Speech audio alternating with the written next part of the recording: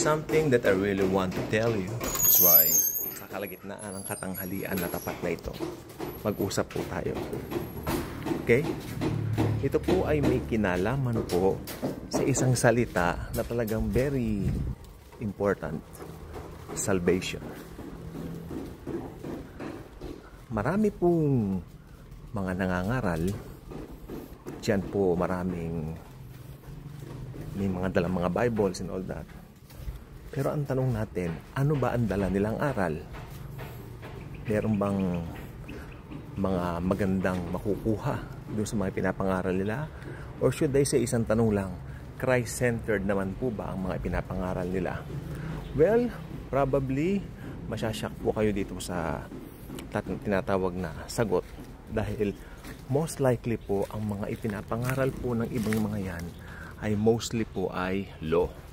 Ito po ay hindi po yung puso ng Christianity na grace. Alam naman po natin, it's all about the grace of the Lord. Kaya po tayo nandito. Okay? It's all about His grace. It's all about Jesus. Okay? The gospel is about Jesus Christ because sabi ko nga po, the gospel means, ano bang ibig sabihin po ng gospel? Gospel means good news. At hindi po bad news. Kaya nga po siya good news kasi wala kang gagawin, pero dahil nahabag ang Diyos sa atin, tayo po ay niligtas po niya. It's all about that. Yan po ang good news na tunay. At kapag kang isang tao po hindi alam ang good news, malamang ang kanya pong ipapangaral ay bad news. So nakakalungkot lang po talaga dahil maraming pong mga tao hanggang ngayon hindi pa po nila alam kung ano ba talagang ibig sabihin ng gospel o ng good news ni Lord Jesus Christ. Mantakin pa yung dyan nakikipagtalo, sasabihin nila yung pinapangaral daw natin ng mga nasa grace ay parang iniimbitahan natin ang mga tao na magkasala. Parang they believe license to sin daw ang pinapangaral po natin. Ganoon nga po ba talaga? Well, malayo po sa katotohanan yun. Dahil ang ipinapangaral po natin ay kung paano maligtas ang tao. Sabi ng Bible sa Ephesians chapter 2 verses 8 to 10, we are saved by grace and not by ourselves, so that no one can boast. Nandun po kasi yung tendency na mga tao ay mag-boast at magmalaki. Meaning, napakayabang po talaga ng nature ng tao. Malamang mga tao, alam ninyo, marami tayong kilalang mga mayayaman, pero makikita mo iba mata pobre, di ba? Yung iba talagang pinagmamalaki nila yung mga gamit nila, yung mga mamahalin nilang mga bags, mga relo. Personally po, pag naging Kristyano ka na, hindi ka na maa-attract sa ganyan. Alam niyo, may testimony po ako. Siguro isa po sa katibayan ng isang ligtas na tao yung hindi ka na naa-attract sa material things. Pero hindi masamang magkamal ng material things. Don't get me wrong. Pero hindi na yan yung parang, uy, mayaman sila. Uy, marami silang pera. Di ba? Tipong ganon na parang, uy, ganon, uy, ganyan.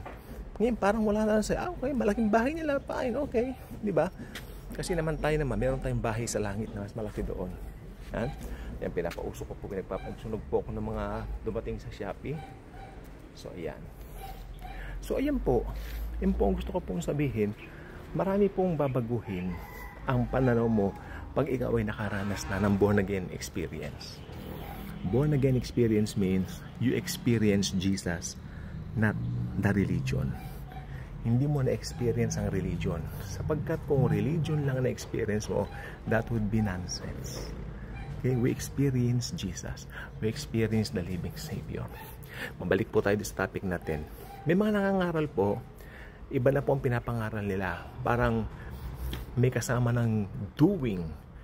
Kailangan maging mabait ka daw. Kailangan limusan mo yung mga tao para matuwa raw ang Diyos sa'yo. At para maligtas ka daw. May mga ganun talaga yung parang yung gawa nila ang nagiging sukatan daw para pumunta ng langit.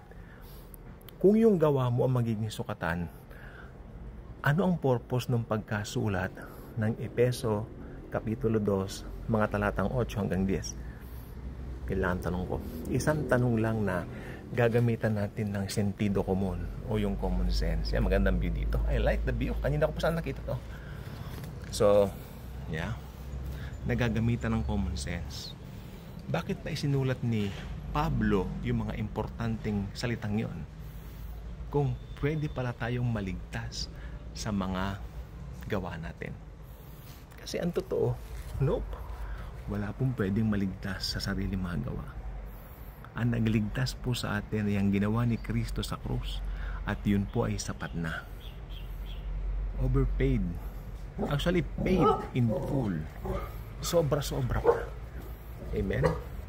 Sapagkat ang namatay doon ay Diyos na nagkatawang tao.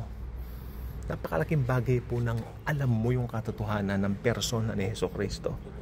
Okay? Sapagkat kung hindi siya magiging tao, hindi siya mamamatay. Kasi nga po, Diyos na makapangyarihan siya. Pero dala ng kanyang habag sa sangkatauhan, siya po ay nagpakumbaba. At mas pinili po niya na mag-anyong alipin at mamatay sa krus ng Kalbaryo. Yan po ang ginawa ng Panginoong Jesucristo. At yan po ang buong katotohanan. Okay? Jesus gave Himself as the propitiation for our sins. Okay? At yung ginawa po niya sa cross ay sapat na. Hindi mo pwedeng bayaran. Kaya nakakatawa kapag sumasapit ang Semana Santa. Bakit may mga nagpipinitensya? Bakit? Ano bang balak nila? Para mabawasan daw ang kasalanan. Actually, nakakalungkot po dahil dahil lang po sa tradisyon, marami tayong mga ginagawa na hindi naman natin naiintindihan. Okay? Dahil nakagisnan lang, dahil ganun lang, gagawin na. Pero hindi po ganun. Dahil sa totoo lang po, dapat alam mo talaga yung basihan.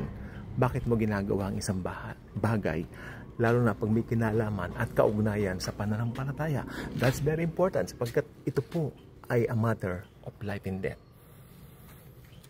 Christianity is a matter of life and death. Akala po ba ninyo? This channel is a matter of life and death. Isang tao ang makarinig nito, okay? May matinbang, malapit na mamatay, may sakit or something. Isang tao ang makarinig at makapanood nito, maaari pang maligtas. Dahil ang finished work ni Christ ay merong offer na kaligtasan. At tandaan po sana natin yan. Buko pa din yan. Meron po siyang offer na kaligtasan. If you accept His finished work on the cross, that means you are saved forever, once for all time. Salvation mawawala? Hindi. I don't think so. Pag nawawala ang salvation, it means hindi makapangyarihan yung ginawa ni Kristo. Pero that's wrong.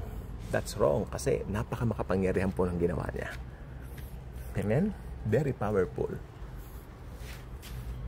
Maski siya po ay Diyos, pinili niya magpakababa, alang-alang sa atin. At ito ay natupad po nung siya ay nakabayubay sa krus ng Kalbaryo. At sinabi niya, tetelestai, it is finished, naganap na, tapos na. The only thing we can do is to accept it by faith. Okay? Paniwalaan natin na namatay siya para sa atin. At pag pinaniwalaan natin yun, once and for all, we are highly favored and greatly blessed. Simula ng araw na yun hanggang sa ikaw ay marapture, highly favored and greatly blessed ka. Hindi na mawawala ang pagiging highly favored and greatly blessed mo.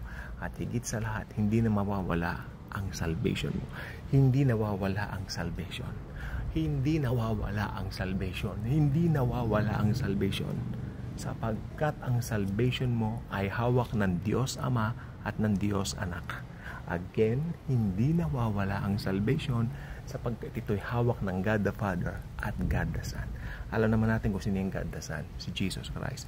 At alam naman natin yung God the Holy Spirit, yung pangatlong persona ng Trinity, ay isinelyo po sa atin.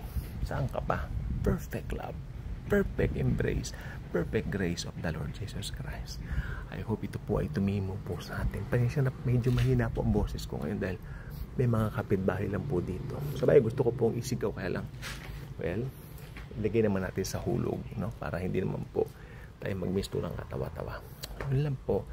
Naintindihan nyo po ha. Alam nyo na. God bless.